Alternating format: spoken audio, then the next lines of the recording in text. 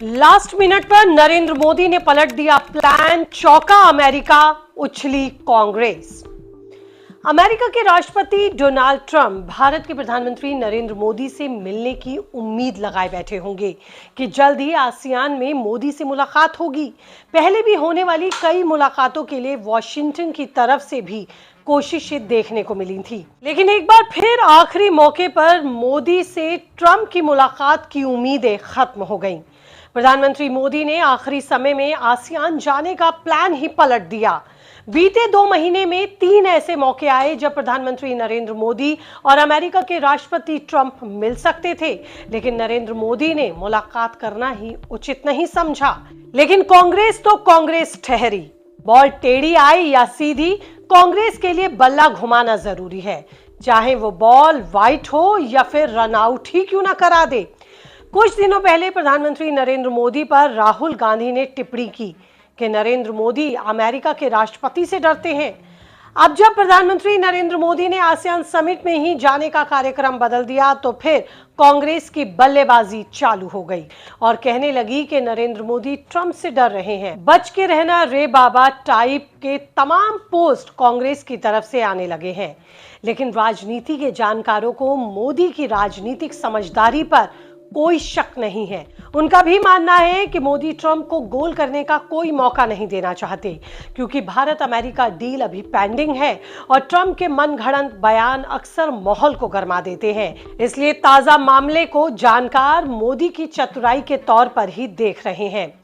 क्या है अंदर की सच्चाई? जी हां, तो अब तक की तमाम बात सुनने के बाद जहन में सवाल यही आता है कि आखिरकार अंदर की सच्चाई क्या है। आखिर नरेंद्र मोदी ट्रंप से क्यों नहीं मिलना चाहते? इससे क्या नुकसान भारत को हो सकता है, समझना बेहद जरूरी है। देखिए, ट्रंप का कोई भरोसा नहीं कि वो कब क्या बोल दे। बीते कई दिनों से वो लगातार कहते रहे हैं कि मैंने नरेंद्र मोदी से बात की, रूस से भारत तेल खरीद कम करेगा, हम बहुत जल्द ट्रेड डील फाइनल करेंगे। इतना ही नहीं, मोदी से बात करने के लिए कभी जन्मदिन पर फोन किया तो कभी दूसरे मौके ढूंढे। मतलब नरेंद्र मोदी से बातचीत करने की हर कोशिश अमेरिका की तरफ से होती दिखी। ऐसी तमाम खबरें सुर्खियों में रहीं, लेकिन प्रधानमंत्री मोदी जानते हैं कि उन्हें कब, किससे, कितनी और कहां बात करनी है। पहले ट्रंप ने मोदी को अपना दोस्त बताया था और आज वही ट्रंप प्रधानमंत्री मोदी को उनका राजनीतिक करियर बर्बाद तक करने का अप्रत्यक्ष धमकी देते दिखाई देते हैं। मोदी अपनी तरफ से अब ट्रंप को माहौल गड़बड़ाने का कोई मौका फिलहाल देना नहीं चाहते, या फिर ये कहूं कि देते हुए दिखाई नहीं दे रहे। ये बात ट्रंप भी अच्छे से जानते हैं और इसके लिए वो अपने बयानों के जरिए अक्सर नैरेटिव सेट करने की पूरी कोशिश करते दिखते हैं, जिसमें कई यूरोपियन देश और मीडिया संस्थान भी उनका साथ देते हैं। प्रधानमंत्री नरेंद्र मोदी इन मुद्दों की गंभीरता को समझते हैं, मार्केट को समझते हैं। वो जानते हैं कि अगर कहीं मुलाकात होती है और ट्रंप की ओर से ऐसे बयान दे दिए गए जिससे भारत को नुकसान हो जाए, चाहे वो व्यापारिक तौर पर हो या फिर कूटनीतिक तौर पर, तो दिक्कत पैदा हो जाएगी।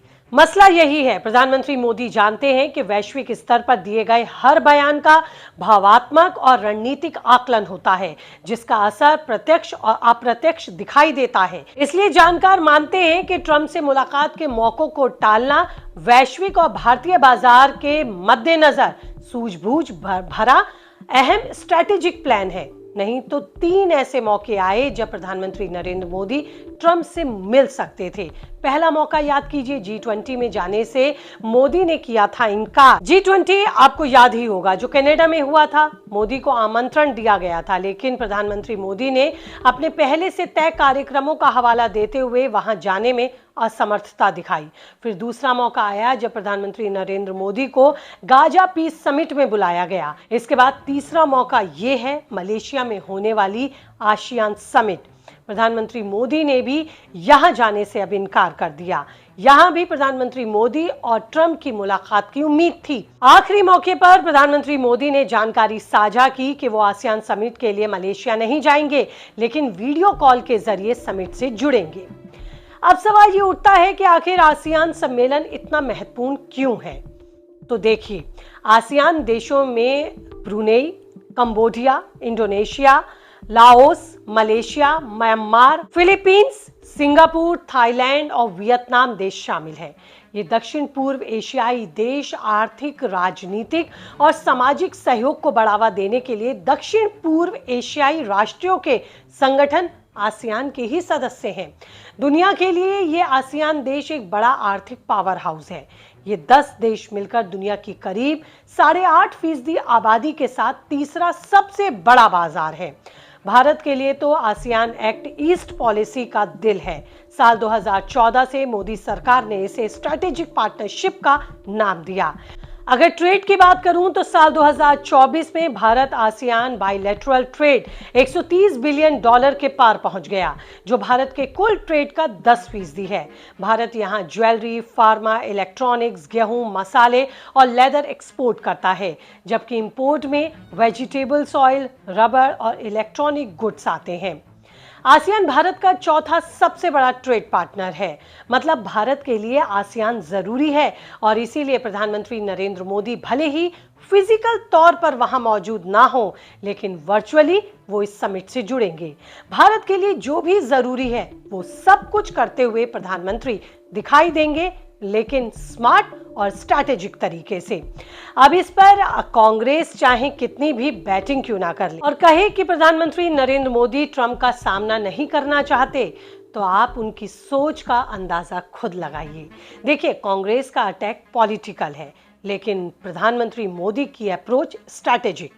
ट्रंप से मिलना आसान लगता है, लेकिन ग्लोबल मार्केट में भारत को नुकसान हो सकता है। अगर मीटिंग में ट्रंप एशियन ऑयल पर प्रेशर डाल दे, टैरिफ को लेकर कोई धमकी दे दे, तो स्टॉक मार्केट पर इसका असर दिखाई देगा। तो प्रधानमंत्री मोदी का ट्रंप से इस मुलाकात को टालना जानकार इसे एक स्ट्रैटेजिक मूव बताते हैं। लेकिन आपकी इस पर क्या राय है? आप क्या कहना चाहते हैं? कीजिए कमेंट, रहेगा मुझे इंतजार। और इस तरह की तमाम अपडेट्स और लेटेस्ट रिपोर्ट के लिए चैनल को सब्सक्राइब करना आप भूलेंगे नहीं। नए आंकड़ों के साथ जल्द होंगी आपसे रूबरू। तब तक रखिए अपना ख्याल, दीजिए इजाजत, नमस्ते।